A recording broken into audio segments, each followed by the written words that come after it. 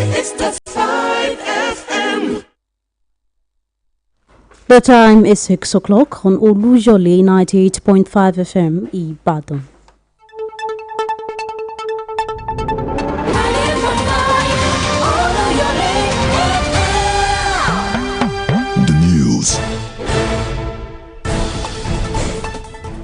Good evening. This is Tabitha Komolafe. Reading with me is Josephine Oluwabome. Good evening. Bringing you Newscope, our daily news program of in-depth report, interviews and commentaries. First, the highlight. PSC deploys monitoring team ahead of Osun poll. KB police lose 10 personnel in gun battle with bandits. Seyi Makinde's Solidarity Forum reaffirms support for Governor Makinde's presidential ambition. Ebola outbreak in DR Congo kills more than 2,000. And now the details. The Police Service Commission has deployed a delegation to Osun State to oversee the conduct of police personnel deployed for the 15th of August 2026 governorship election. The delegation, led by retired DIG Taiwo Lakanu, a board member and chairman of the PSC Standing Committee on Police Matters, will monitor police personnel and ensure compliance with guidelines governing election duties. The head of protocol and public relations of the commission, Toti Kalu, in a statement released on Tuesday, said the delegation would ensure that police officers maintained discipline and professionalism before, during and after the election. The commission said the deployment was aimed at safeguarding the integrity of the election and deepening public confidence in the electoral process. The PSC, however, urged all police officers deployed to the state to conduct themselves professionally and protect the right of citizens to vote freely and peacefully. Over 2,339,000 eligible voters are expected to decide the next governor of Osun State as the electorates go to the poll on Saturday. The Public Relations Officer INEC Osun State revealed this while featuring on BCOS Current Affairs live television program Kutuhai. Our man Bode Akinjola compiled excerpts from the live program.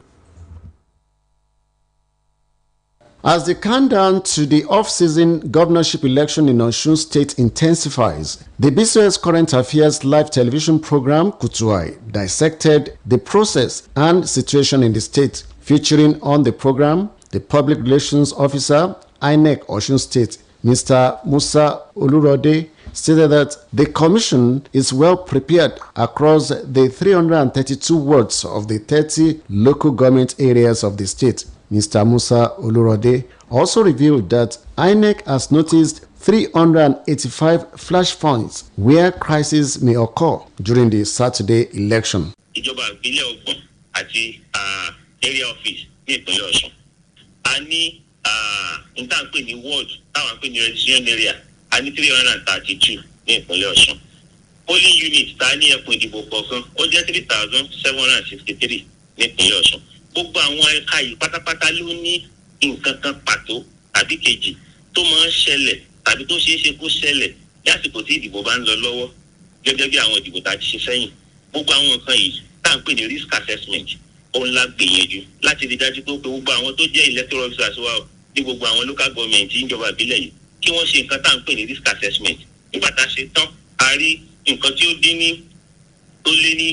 díẹ̀ ní irinwó táwọn àgbègbè tó ṣeé ṣe kí dàrúdàpọ̀ ti wáyé tá à ń pè ní flashpoint 385 flashpoints la rí. Kí la mean by difficult terrain ó ní àwọn ààyè tó jẹ́ pé ọkọ̀ ò débò míì ọ̀kadà ló débẹ̀. Ìmíì wọ́n fẹsẹ̀ kọjá lórí omi ni, ìmíì ọkọ̀ àtọ̀kadà. Ilé tó ṣeé ṣe tó ní ṣe pẹ̀lú ti flashpoint àfilé gbogbo àwọn àjọ tí mò ń pè ní ICES members yìí lọ́wọ́ torí àwọn ni àjọ tó ń rí sí ètò ààbò lórílẹ̀‐èdè Nàìjíríà. Àfilé wọn lọ́wọ́ láti fún ìgbáradì títí wọn náà láti rí dájú pé wọ́n ṣe kíkó àwọn òṣìṣẹ́ wọn wá síbẹ̀ kí ìbò tó dé lọ́jọ́ ìbò àti lẹ́yìn ìdìbò. Àwọn agbègbè mi wà tó jẹ́ pé ìjàgídíjàgan àwọn ọmọ ẹ̀wẹ̀ onímọ́tò ni, àwọn ibòmí wà tó jẹ́ pé àwọn ọmọ ẹgbẹ́ òkùnkùn ni, àwọn míì wà tó jẹ́ pé àwọn olóṣèlú ni ó dá wàhálà lẹ́ńbẹ̀ àwọn mi wọ́n mẹ́tò jẹ́ pé àwọn aráàlú gangan fúnra ara wọn ni wọ́n dá wàhálà lẹ́ńbẹ̀ tó gba àwọn nǹkan ìpápátá láti tó gba àwọn agbófinró lọ́wọ́ létí láti rí dájú pé wọ́n ní ìmọ̀ tó kún lórí gbogbo àwọn agbègbè kọ̀ọ̀kan yìí láti ṣe ìgbáradì tó pọ̀. The Osun State INEC PRO stated that 2,339,233 eligible voters were expected to cast their votes for any preferred candidates of their choice out of the 14 governorship candidates. While answering questions on the issue of PVCs carted away by hoodlums at Odoti, local government area of the state, the PRO said all those cards were disabled in compliance with the INEC boss Professor Amukwiton's directive and new ones reissued. Ó wá jẹ́ 2,339,233. Ìyẹn ni pé àwọn tí ó kópa gẹ́gẹ́ bí olùdìbò ní ìpínlẹ̀ Ọ̀ṣun tó jẹ́ valid register voter ní ìpínlẹ̀ Ọ̀ṣun lọ́wọ́ tá a wà yìí ó ní 2,339,233. Kẹ́kẹ́sẹ̀ àwọn káàdì ti dé padà láti ìlú Àbújá tá a ti ṣètò ẹ̀ tó sì ti padà sí gbogbo àwọn ìjọba ìbílẹ̀ tí gbogbo àwọn tó sì ní í ṣe pẹ̀lú káàdì náà tí wọ́n ti gba káàdì wọn. Torí tí ò bá sírú bẹ́ẹ̀ olóòtú ariwo ti pọ̀ nígboro ṣùgbọ́n Ọlọ́run ṣeun pé àṣeyọrí lórí àwọn káàdì tí wọ́n jí kọ́ yìí olóòtú. The spokesperson of INEC Osun confirmed distribution of all non-sensitive materials for the Saturday election, noting that sensitive materials will be distributed on Thursday at the CBN in Osogbo. He added that the commission is transparent about the process concerning Saturday's Osun election with extra beavers and technologists where needed. The Kebbi State Police Command has confirmed that 17 armed bandits were killed during a gun battle with security operatives at Makuku village in Zuru Emirate along the Kebbi-Zamfara border. The command spokesperson, SP Bashir Usman, disclosed this in a statement saying the bandit had stormed the community with the intention of attacking residents and possibly abducting some of them. Usman said the armed mobile police force acting on credible intelligence swiftly mobilized to the area and engaged the bandits in a fierce gun battle. According to him, at least 17 bandits were killed, while several others sustained gunshot wounds during the encounter. The police spokesperson, however, said the security operation came at a heavy cost, with 10 police officers killed in the gun battle. He added that other officers sustained varying degrees of injuries and were receiving medical treatment at a health facility. The Niger State Child Rights Protection Agency, NCCRA, has rescued 19 children found mining at a site around the Maimbushishi housing estate, with the youngest estimated to be about 8 years old. The Director General of the agency, Haji Muhammad, disclosed this in an interview in Minna, saying the children were found engaging in mining activities despite the dangers associated with the work. According to her, the agency traced the parents of the affected children and required them to sign 5 million naira bonds each as a deterrent against allowing the children to return to the mining sites. Mohammed said intervention was part of the agency's efforts to protect children from hazardous labor, exploitation, and other forms of abuse. She warned parents against exposing their children to dangerous working environments, stressing that parental poverty or inability to provide for children should not lead to the exposure to activities capable of endangering their lives. The narrative around girls' education is changing. Across Nigeria, female students are not just gaining access to classrooms, they are also outperforming their male counterparts in major examinations and making their mark in higher institutions. The recently released 2026 May-June WAEC results provide another clear example of this trend. Our reporter Adeola Oladele examines the development. For generations, the education of the girl child was sometimes considered less important. Cultural expectation often tied a woman's future to marriage and the home. But that story is gradually changing. More girls are not only getting into school, they are excelling academically and in some cases surpassing boys. Data from the West African Examination Council, WAEC, shows this clearly. Out of the 1,950,726 candidates who sat for the 2026 May-June school-based WACs, 641,631 female candidates, representing 32.8%, made the required 5 credits, including mathematics and English. For male candidates, 558,883, representing 28.65%, achieved the same feat. The trend is not only limited to secondary school. In tertiary institutions across the country, female students are increasingly graduating with first-class degrees and cutting away academic awards. When I entered in 100 level, I had decided that I was going to graduate the first class. But I did not expect to be the overall best graduating student. I had decided that I was going to be the best I could be, and I'm so happy that the best that I could be was the overall best graduating student. An educationist, Professor David Fakeye, explained that girls are increasingly conscious of the need to change the narrative around their capabilities, while noting that boys are facing several distractions that could affect their academic concentration. The proportion of those students that will not listen to lectures, that will be pinging their phones and browsing internet on TikTok or whatever, during lectures, you have that, you'll be surprised that the male students have the lion's share of such. And there's no way you won't come to class or you won't listen to the lecturers and you want to do well. It's a kind of narrative that they are now seeing all over the world, and that girls are really excelling, and we are appealing to people to support them. In his opinion, Professor Adams Onuka observed that more parents are now giving the girl child equal access to education and the support needed to excel. It may be in those days, what could have been responsible is that we often allow the male child to play, to do things they want to do, and then we consign the girl child to doing domestic chores, which we excuse. And so those could be the things that we're affecting. But people are realizing that there is no difference between a boy or a girl. Both professors stressed the importance of proper upbringing for all children. They called for continued investment in the education of both boys and girls. The reality of what is happening currently is what everybody should follow. In the government, don't say that in engineering you hardly see one student in an engineering class. You see everybody that will be male students.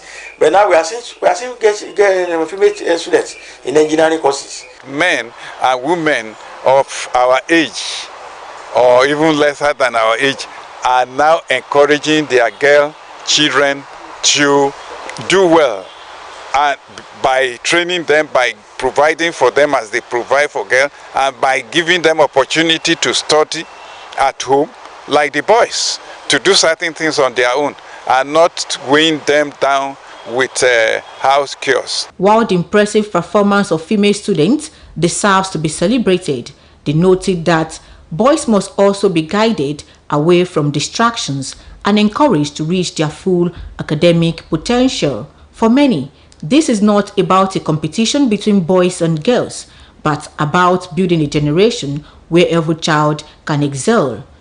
As the 2026 WACS results show, the girls are raising the bar. The challenge now is to ensure that no child, boy or girl, is left behind. Adeola Oladili, BCOS News. This broadcast of Newscope is coming to you from the Broadcasting Corporation of Oyo State, Ibadan. The Seyi Makinde Solidarity Forum, SSF, a political platform with members across the 33 local government areas of the state, has reaffirmed its commitment to mobilizing support for the presidential candidate of the Allied People's Movement, APM, Engineer Seyi Makinde, and other candidates of the party ahead of the forthcoming elections. The forum members made the pledge during a program organized to recognize the contributions of political leaders and some of the party's flag bearers. In his remarks, the guest of honor, Deacon Kayode Makinde, called on members of the forum to demonstrate 100% loyalty to Governor Seyi Makinde and the party at large. He urged members to remain committed, united and steadfast in their support for the party, assuring them that their dedication and contributions would be duly recognized and rewarded accordingly.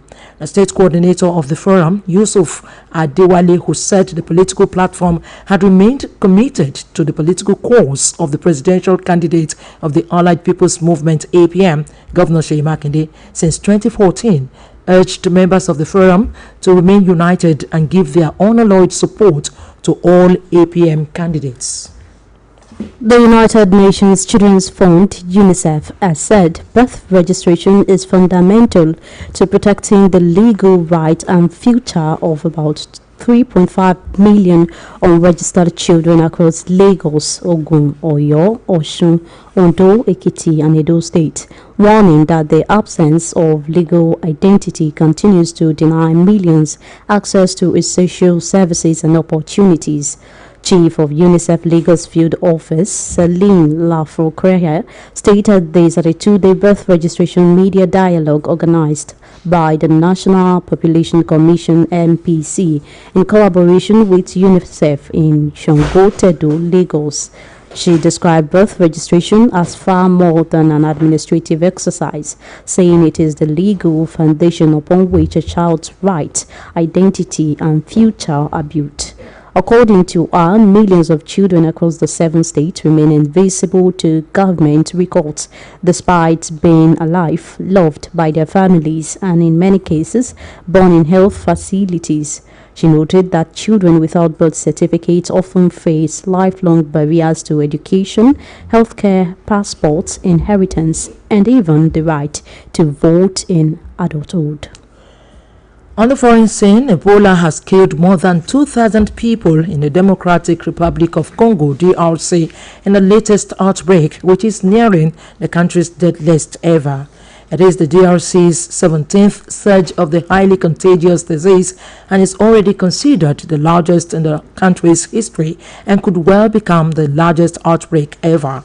According to figures released on Tuesday by Congolese health authorities, 2,011 people have died in the latest outbreak out of 4,381 confirmed cases of the virus. The latest toll puts it close behind the DRC's deadliest Ebola outbreak in 2018 to 2020, when nearly 2,300 people died out of 3,500 recorded cases.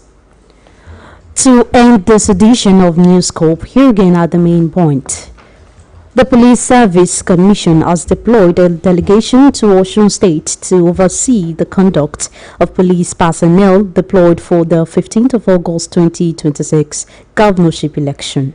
The Kebbi State Police Command has confirmed that 17 armed bandits were killed during a gun battle with security operatives at Makuku village in Zuru Emirate along the Kebbi-Zamfara border.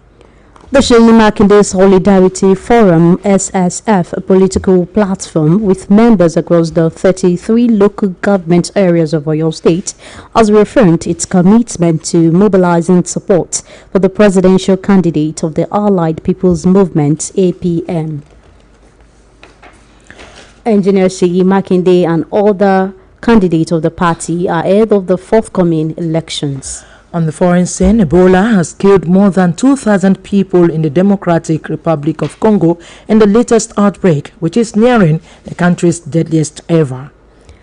If you see something suspicious, alert the authorities immediately for timely response. Be vigilant. That's all from Newscope Desk for now. It was packaged by Kende Adeyemi and delivered by Josephine Oluwabomi. Good evening. And Tabitha Komolafe. Thanks for listening, and do not forget to tune in for the Yoruba version at 8 p.m. Good evening.